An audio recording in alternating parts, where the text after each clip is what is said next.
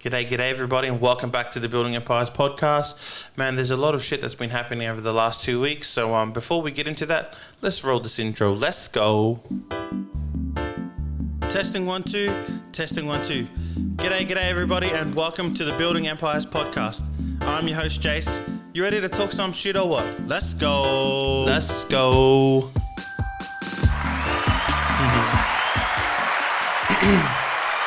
Yeah, nice. Bro, one day I'm gonna have a real audience in here, live audience. Nick, no, just kidding. Anyways, man, g'day, and welcome back to the Building Empires podcast. This is episode number 13. And before we get into today's episode, I just want to catch you up on the things that's been happening over the last 2 weeks. So if you followed the podcast recently, I dropped an episode about toxic friends, where we spoke about, signs that you need to look out in your friends that may not be good for you. I talk about personal experiences and the things that I've had to go through and how I dealt with it. My overall response for that podcast episode was pretty crazy. The amount of love and support and also feedback that I got from it was crazy. I'm happy to say that I'm happier now. There's a lot of burdens that have been lifted off my shoulders. A lot of air's been cleared up between certain people and certain relationships that I have, and I'm happy.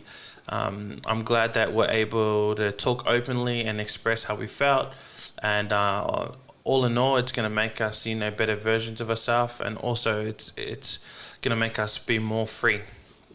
So I'm truly grateful for that. So I'm happy that people actually listen, and I'm humbled. So please continue to listen and share. And hopefully what we talk about over the next couple episodes helps you, and you're able to use it in your own lives. Secondly, just recently, this Sunday that just passed, we had the Melbourne Pacific Cup tournament, which is a Pacific Cup tournament, Pacific Nations tournament for netball. That's held here in Melbourne. I just want to say, commend all the efforts that was made by the event organisers, Auntie Mary Charlie and her team. Man, they did such a great job. It's crazy to see how these events are run. I usually go there just to see what's good to eat, because there's always a mean polyfeed there. But it's so crazy to be a part of that team and to see, how much goes into, running tournaments like that. Also, the behind the scenes, it's pretty crazy. So I commend you for the efforts that you had, that you put on the day. The tournament ran so smoothly. I couldn't believe how good a day it was. And to see everyone, all the Pacific nations in their, in their national colours, it was so good to see. And I hope that we have more events like that moving forward, like in our communities. For me, I was also a representative for the cookies, which I was so proud of and privileged to be a part of it. I was so proud the whole day, from all our players, from the juniors to the seniors, both ladies and the men. I was so happy. Everyone who wore our strip, all of our supporters, our coaches, our parents, I'm so proud of all of you, especially a big shout out to our juniors, man. They end up coming away and they were the overall winners for the junior section. So, man, they get a pukara kara, man. Too good, the kids. And I saw all the hard work that went into, in preparation and the lead up to the tournament. They work hard, they train hard, they show up. And I know it's not easy. So another special shout out goes to all the parents and the coaches of the teams. Without you, the day wouldn't have been possible. I know that it can be strenuous at times, and it's hard to get the kids to training and to prep. And I know we all have our own commitments too. So I just can't commend you enough, and I appreciate you for all your efforts. And I know that we got the result that we're after, and it makes us proud, and we know that that all our hard work went to good use. So I'm so proud of you. To all the seniors, especially the men's team and the ladies C team, or all the senior teams actually, man, well done in your efforts, man. I know it was a long day, but you killed it. Even the Masters, oh man, it was crazy. So really Love that tournament. It was my way of showing that I want to be more involved in the community, as you know. And it was a great way and a great thing to be a part of. So I'm hoping that moving forward, our Island can continue and our people can continue to back these sort of events. The event's made to showcase the talent of our young kids and the amount of talent we have in our poly community. And this is only netball. It's so crazy. And I hope that other nations back their teams too, because it'll only help our community grow for the better. So yeah, it's been crazy. It's been hectic. And, without further ado, I've been busy, but let's get into today's episode. So today's episode, we're going to be talking about living in the past, and it's something that I've been trying to work on in removing. Even though it was hard, it's something that definitely I think has helped me become a better person and a better version of myself. But before we get into it, let's roll that intro. Let's go. Everyone's got their problems. Bit of a slow one, bit of a slow jam. Focus on the good we can solve. Whether it's hot or raining, stop complaining. We got some living to do. We got to go. It's time to grow. Through obstacles, running around we go. Don't even worry about Don't act my harmonies, eh? Bro, what a tune, bruh. What a tune. Anyways, for those who don't know that song is called Round and Around by Kula Kai. I'll put the link here. Bunk. Let's try that, see how that goes. But yeah, pretty much what the song's about is the man Roman himself. He talks about like people have problems in the shit that they go through, and it's up to them whether they want to stay there and live in the past and not change, or accept what's happened and move on to try and be happier. And I guess when I was writing this episode, this is the song that came to my mind. I thought it was the most fitting. If you ever have time, make time to listen to it because it's a great song. And I really felt that the meaning behind the song is truly fitting to how I felt about this episode. So, what is living in the past? Do we often, we often think about, the past? We like to reminisce, about the good old days and about, the way things were. And, it's okay until it becomes a problem. And I think there's a main difference between, thinking about the past and also living there. I feel like sometimes if you choose to live there because, things are familiar, there's no surprises. And you think about, how you watch reruns of your favorite TV shows or your movies, they make you feel a certain way, whether it's good or bad. And because they make you feel that way, you tend to stay there. Depending on what you're going through currently in your life, if it's bad, you tend to go there for your good memories and vice versa. And, you often go there if the thought is good, or what you're thinking about in the past is good, you often want to stay there because there's probably a point where you were the most happiest, or if the point where you were the most comfortable. And for me, a memory that comes straight to my mind is The Lion King. I love that movie. It's a movie that I could never get old. It's one of my favorite movies, but the reason why I watch it, because it's the way I loved it. It reminds me of my childhood, and it reminds me of the days where we were carefree, where things were more simpler. And, if you don't know if you're living in the past or not, just think about these few things. Do you often cling to a particular period in your past that made you feel like that you would never feel that level of happiness or level of acceptance or the level of status? That's or on the flip side, are you frustrated with your current life? Are you scared of the future? And does thinking about it make you feel sad? Does it bring you sadness? And if it does, you're probably stuck and you're probably living in the past. And the problem with that is it tends to rob you from the opportunities that are right in front of you in the present. You miss out. You're not living in the moment and enjoying the moment. And I guess if you tend to live in the past, it doesn't help with you dealing with what you're currently going on. Oh, fuck. It doesn't help you in dealing with what's currently going on in your life. The problems. You're literally avoiding them, and it makes sense. Like, it's easier to think about the hot chicks that you hooked up with back in the days than actually going through or dealing with the current issues that you're probably having in your relationships or your marriages, or your marriage. Sorry. It's easier to think about the good old days where you were younger, fitter, more agile, more athletic than now that you put on a bit of weight like me. It's easy to think about those days.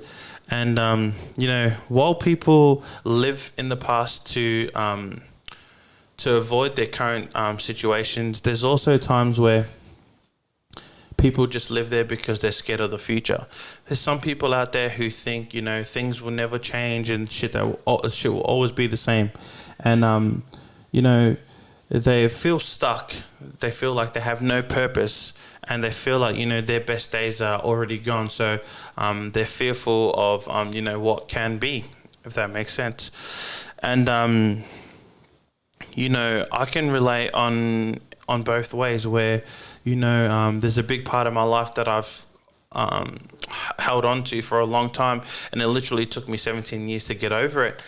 And I want to share with you what that was. So I had a really bad relationship with my dad growing up. Like, as all polys will know, our upbringings are really hard. Especially in my family, between me and my siblings, we always used to get beat, and because in those days they didn't know really how to express what they were feeling, or they didn't know how to talk about the issues. They literally discussed all their issues with this, and to me, I used to think that it was fucking bullshit. I used to, instead of talking about things like if we mucked up or whatever, we'd literally get a hiding. And I used to think this was fucking bullshit. I used to always cry. And, when you're getting a hiding, it doesn't feel good. And, I remember this one time I fucked up at school. I don't know what happened. I felt like the way that I was treated and my upbringing, made me a really bad kid, as in I resented my dad, for the first 17 years of my life. I hated him, and it made me an angry person, and I used to have anger management issues, and I didn't know how to deal with it. So the way I used to deal with it was I used to take it out on other kids at school. I used to crack it all the time. And I remember this one time at school, I cracked out at one of the teachers, can't remember why, but I remember I smashed her table, all their shit on their desk, threw it on the ground, flipped all the tables and chairs over. I was scaring out my other classmates, threw rubbish bins and threw all the shit around. I was just having a massive tantrum, like a little shit. And I remember, my principal came and got me, carried me over my shoulder. I was fucking crying, telling me to put me down, swearing, carrying on like a little shit. I was only in grade 5. I remember we went into his office and he was asking me, what's going on? You can't be behaving like this. It's a shit attitude, blah, blah, blah. And for those who don't know, his name's Keith Melo, shout outs. He is fucking... Anyone who went to Western Primary School will know him. He's a fucking good cunt. He used to be the Victorian State Rugby League coach at the time too, so... he knows how polys operate, and he said to me, this kind of attitude is unacceptable at the school. We need to send you home. And I started crying. I was like, no, don't send me home. I'm going to get a hiding. My mom and dad, they're going to kill me. They're going to kill me. Don't take me home. And I started crying, trying to make him feel sorry for me, but it didn't work. He said, I know what's going to happen to you, but, kids like you deserve it. And this attitude is unacceptable here. And unfortunately, this is what you deserve. And I was like, fuck you, you're a fucking dog. I used to look up to him. He's my favorite. He's my favorite memory from school, all my school days. Like, he was a fucking gangster. Anyways, I was telling him, get fucked. Fuck you, you're a fucking dog. And then I remember he called my parents, and at the time, Dad was working Arvo, so they were home. So I remember I just lived 5 minutes away. So I'm on my way there. I was crying in the car, telling him, turn around, take me back. They're going to kill me. They're going to beat me up. They're going to kill me. And he said, no, this is what you deserve. This is what you're going to get. We can't have this. We can't tolerate this kind of behavior at school. I was like, fuck. He was like trying to drill down to me, saying, you need to change your attitude. Shit, we see the good things in you, but you need to change your attitude, blah, blah, blah. And I thought, fuck this cunt. When I get home, I'm going to bolt it. I remember I sat in the car. I didn't want to get out when we got home, and I saw my dad. And then they were talking, and then he told me to get out the car, take the shit inside. I think they just got back from the laundry, and then wait in the room. I knew I was going to fucking die. I was crying. I was looking at Mr. Milo like, fuck, I'm going to die. Anyways, I went in the room. I was thinking about, fuck, I need to bolt it. It's like, I need to jump out the window and fucking run. Otherwise, I'm going to fucking get a big-ass hiding. And before you have enough time to decide on what you're going to do, I turned around. Next minute, there's a big-ass scary monster in front of me. And then he's like, what the fuck? Blah, blah, blah, blah, blah. All the fucking combos. Got beaten within inches of my life. Couldn't breathe. Winded. Fucking bleeding. All bruised up. A whole body sore. You fucking get hit with anything that's around you. You get kicked, stomped on, fucking punched. You fucking brutally. It was brutal, man. And at the time you think, fuck, what is my life worth? I'm just gonna I felt like I was gonna die. I felt like, fuck, this is unfair. Why is this shit happening to me? There was a whole lot of shit, but the main thing I had to focus on was fucking breathing. I was gonna fucking die. I thought I was gonna die, to be honest. And, after I got beaten up or whatever, disciplined, I laid there and I thought I was going to die, and thinking to myself, fuck, my life's worth more than this. Like, what am I supposed to do? Should I run? Should I whatever? I don't know. And then, a couple hours pass, they come and check on you, whether you're okay, whether you want dinner, and you just fucking, no, fuck that, or just shit. And then, like, later on, Dad comes in and he's like, are you alright? And you don't answer, and he's like, I'm sorry, I'm hard on you. I'm sorry for what I did, but I only did it because I love you. And you're like, hey, the fuck? You fucking beat me up that bad because you love me? To me, I didn't understand that. And for many years, this is not the first time it happened too. I played up at school a few times and this has happened. And I thought to myself, like, if you love me, why the fuck did you nearly kill me? It didn't make sense. And, I never blamed it on my own attitude.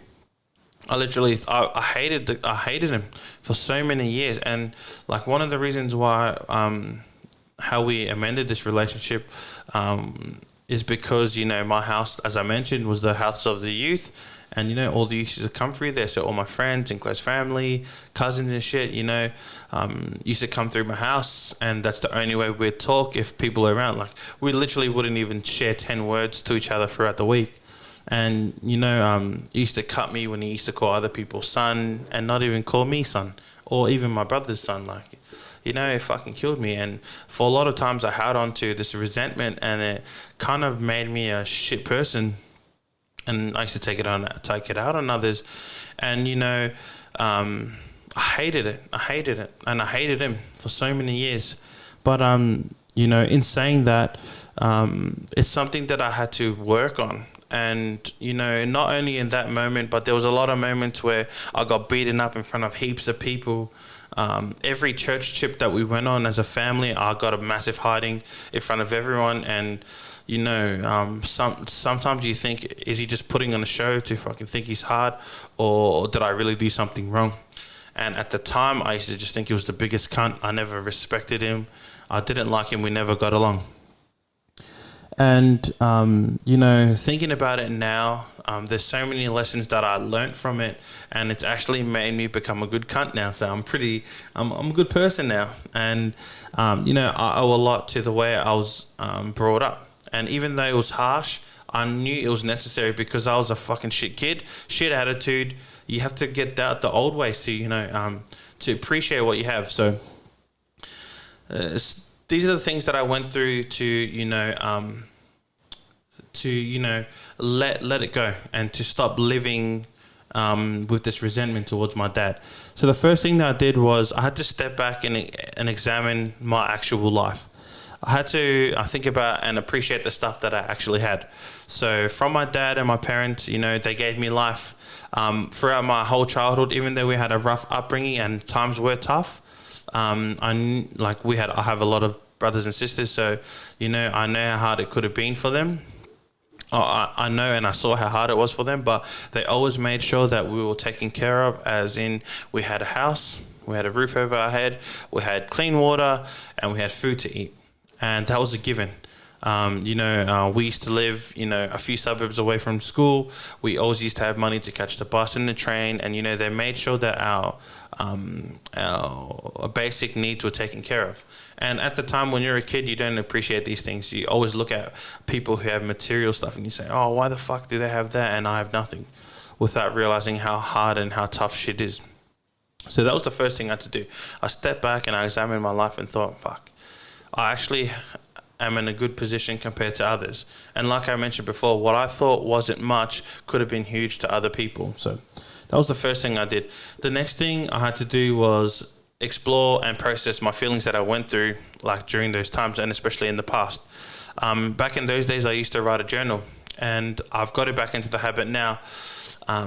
I used to think that sometimes especially as being a man, it's hard for us to open up about things. So for me, I found refuge in writing.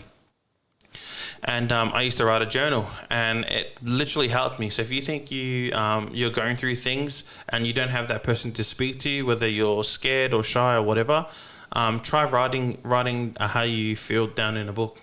You often find that you go back and you read it, and you feel like, oh shit, no shit. I'm glad that I wrote that, and things that you can work on and all that shit. So that's what I did. The next thing I had to do was surrender to what happened to me and accept it. And this was the hardest part. For so many years, I fucking hated my dad for the way he treated me, and especially my siblings. But the day I learned to accept it and the day I forgave him, there was a whole lot of shit that was lifted off my shoulders. I felt more free. I felt like it was the beginning of a new start and a new relationship between me and my dad. And right now we're fucking so good. I felt like if I didn't do that, now that I have 2 kids, that he wouldn't have that relationship that he has now with my kids. And for me, I never got the opportunity to grow up with both of with any of my grandparents. They lived overseas and they also lived interstate. And I relied on, my cousins, or close friends or close families. I relied on their grandpa and their grandpas and grandmas, like their grandparents, to help me fill that void. And there's a lot of grandmas, grandpas, grand aunties and grand uncles that I call my papa and my mama today. And I'm proud of that. But I didn't want my kids to go through that too. So that was... I've repaired a lot of shit with my dad way before that, but I know if I didn't, then they'll be missing out. Once I did that, that was the biggest thing that I had to do. It's been a blessing, and I'm so glad that I did do it. And without doing that acceptance, and without forgiving him for how we were raised, I know that I would still be in a whole world of hurt, and I probably wouldn't be in the position that I am today. And I'm glad to say that we're at a better place now. We often joke about those times, but I never forget. And I know definitely it's molded me to become the person that I am today. Even though I held on to it for a long time. I know there's a lot of people that can relate to the story, but I held on to it for so long. I'm glad that it's all sorted though. I'm glad. I'm trying not to get teary about it because it's quite upsetting, but yeah. Sorry, a bit of technical difficulties there. And I also knew that I had to focus on like what I can change. The reason why I was getting smashed and fucking obliterated all the time was because I had a shit attitude, and if I didn't change that, then my life will still be the same. And I felt like, a lot of people are reluctant to change. They're too scared. But I knew that if I didn't change, then then I probably wouldn't be where I am today. And if I didn't change, I didn't like the feeling that I felt when I was getting hidings. And I've never spoken to my dad about it, but one day I want to get him on the podcast to open up about it. But I wonder if he enjoyed giving us hiding, because I don't think he did. Because he's a really all about community, all about family, but that's the way he was taught. And unfortunately, that's the way we were taught. And although I don't agree with that style, and I kind of won't take it onto my kids, I see myself as a reflection of my dad, as in the way I treat my kids too. I find myself just snapping and yelling at my kids. My daughter's 2 years old, going on 3, and my son's on 9 to 10 months. And I find myself yelling at him or getting frustrated with him the way my dad used to get frustrated with us. And I always thought, for a long time, that I won't be like my dad, and I'm acting like him. So I definitely need to change in that regard. But yeah, so that's what I did, and I focused on what I could change. I changed my attitude, and it worked out better for me. So yeah, I feel like if you go through those steps too, you literally need to forgive, and it'll help you stop living in the past. And definitely, it's helped me. There's a lot of we cleared a lot of shit up, man. It's crazy. And yeah, that's how I've learned how to deal with the shit that I've gone through in the past. And before we finish off the episode, I just want to leave you with a quote. And I found this quote, and I feel like it's so fitting, especially to my life story. And so the quote goes like this. Even though there are days where you wish you could stop living in the past or change things that might have happened in the past, there's a reason why the rear view mirror is so small and the windshield is so big. Where you're headed is much more important than what you've left behind. Man, that's so crazy. And the reason why I like this quote, because it's literally what this episode's been about. What does it say? Where the reason why the rear view mirror is so small and the windshield is so big is because where you're headed is more important than what you've left behind. And I felt like there's a lot of things that I'm having to let go and remove from my life. And I know that once I do it, there's going to be bigger and better things. Oh, it's so crazy. It's so fitting. Well, anyways, we made it to the end of the episode. Thank you for putting up with me for, almost half an hour. I hope people watch it to the end anyways. I hope you enjoyed this message. Please let me know what your thoughts are about this topic. Let me know if there's things you want to talk about. If there's guests that you'd like me to get on, please let me know. And please share, comment, and if you like the podcast, please share it. I'm going to be on all platforms, so this will be on Spotify and YouTube, plus all the other little platforms that I'm on too. I appreciate you guys listening. As you can see, I'm wearing my Rare merch. Man, so crazy. If you want to support, head on over to inailapparel.com, and there's a section for the Rara community. Every top that you buy or every merch that we put out, there's going to be a small donation donated back to the club, and that's really going to help us in things that we want to achieve this year. So yeah, shout out to Michael and Iron Nail Apparel. Fucking killed it, man. Look at that, it looks sick. This is one of one. This is the first one, so shout outs, my man. Also, my website is nearly ready to go.